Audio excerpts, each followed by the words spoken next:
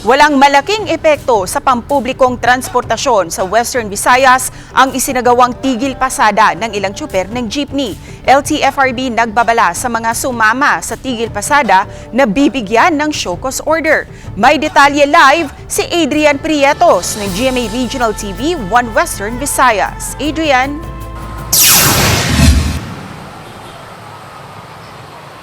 Yes, Cecil, mga kapuso, sa halip nga na tigil pasada ngayong Martes ang Day 2 ng Information Education Campaign ng mga grupo ng mga tsuper sa Bacolod City at maging sa Negros Occidental upang dalhin sa kalsada rito ang kanilang mga hinaing kontra PUV modernization program ng ating national government.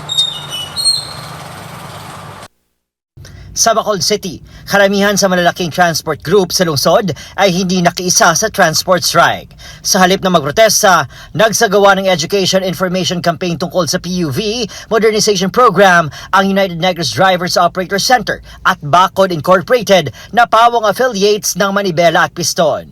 Pero bukas, araw ng Miyerkules, 70% daw na mahigit sa 2,000 na driver-operator members ng kanilang grupo ang magtitigil pasada. Preparation sa mga rutas, kami madako kit kami nga traditional protest caravan sa November 22. Sa Iloilo City, ilang tsuper ng traditional jeep ang sumama sa panawagan ng grupong No to PUV Phase Out Coalition sa tigil pasada.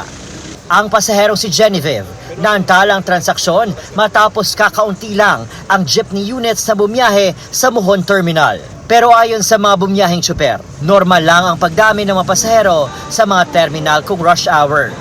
Sa Pavia People's Terminal, sapat naman daw ang bumabiyaheng jeep. Amon nga grupo, hindi mamagupod ang mga driver tungod kay pagtatlo kadlaw hindi sila kabiyahe, epektos pangabuyan dano ipapaplitin sa mga kabataan danong pagkaon. Normal din ang biyahe ng mga pampublikong sasakyan sa mga probinsya ng Aklan, Capiz at Antique.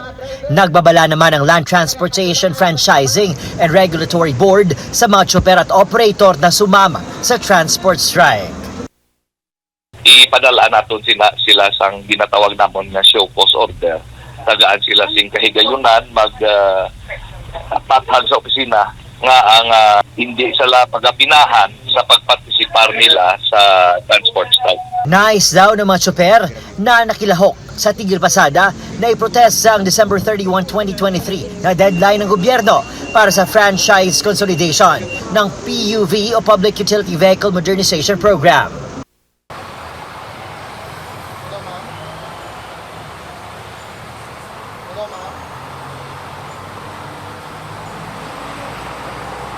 Mga puso, Cecil, dito naman sa Bacolod City sa datos ng local government unit ay mahigit sa 1,600 na mga units ng modernized jeepney target na pumasada sa buong lungsod. Sa kasalukuyan, mga puso, ay nasa 600 pa lang ang nag-ooperate na. Cecil?